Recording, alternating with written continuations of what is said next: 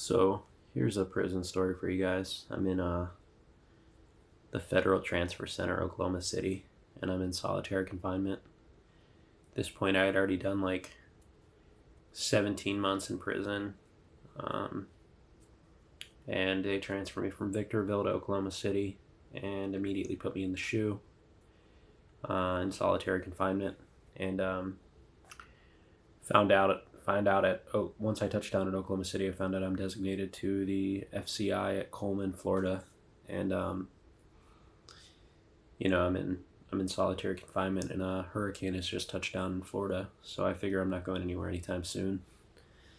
And the Oklahoma City Federal Transfer Center solitary confinement is like super restrictive. They only allow you to send 3 letters out a week. No books from the outside. You're only reading what you get on the book cart. So it's really restrictive, and I think I'm going to be there for a long time. And I'm asking to speak to the captain about my status. Ask if I can go to general population. Keep asking the COs, man, you got to let me talk to the captain. You got to let me talk to the captain. Finally, the captain comes down on the range one day, and I speak to him, and it's clear I'm not getting anywhere. Keep asking him why am I in solitary. He says, "Oh, it's your charge. You're a terrorist." I say, "Well, I'm not really a terrorist. I'm not a threat to institutional security. I just have that charge. It's just the name of the statute, animal enterprise terrorism." And he tells me nothing I can do. So I figure I'm gonna stay in the SHU for a long time. A few days later, they call me out like 5 o'clock in the morning, and I know it's to be transferred. Seen a few people come and go, and transfers happen pretty early in the morning.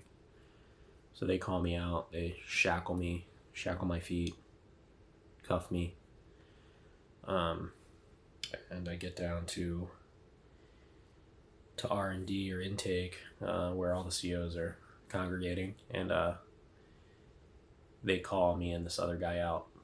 Philip Giordano was his name, Philip Giordano, and they put black boxes over each of our handcuffs, and that's something I dealt with before. So a black box it's a little contraption that goes over your handcuffs. It kind of immobilizes the wrists for people that are a threat to security or whatever. So it makes eating pretty painful. Makes kind of moving your hands around pretty painful when you're being transferred. So this guy Philip Giordano, I'm like, man, I can't believe I'm kind of bonding with him over the ritual of being black boxed, and he starts asking the COs, why am I being black boxed? Why am I being black boxed? And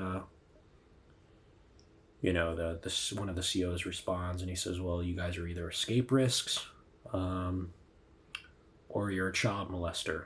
And I kind of I couldn't believe the CO said that to us right in front of a bunch of other inmates, and it was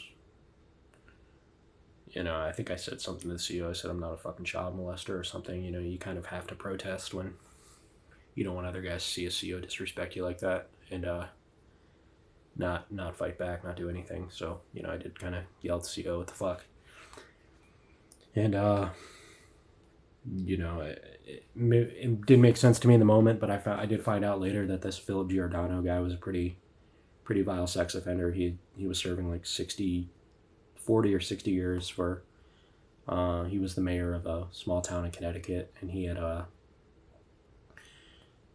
corruption charges. He had been taking bribes and seeing prostitutes in City Hall or in the mayor's mansion or whatever, and I guess he had molested a kid or something, so he got a pretty heavy sentence.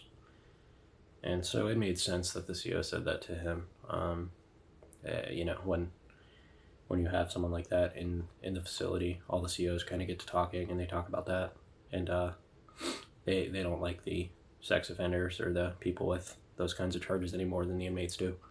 So anyway, I'm sitting, I'm sitting next to him while we're getting black boxed, and we're just sitting down and we're talking, and we kind of exchanged some basic information about the case. Of course, he lied. And so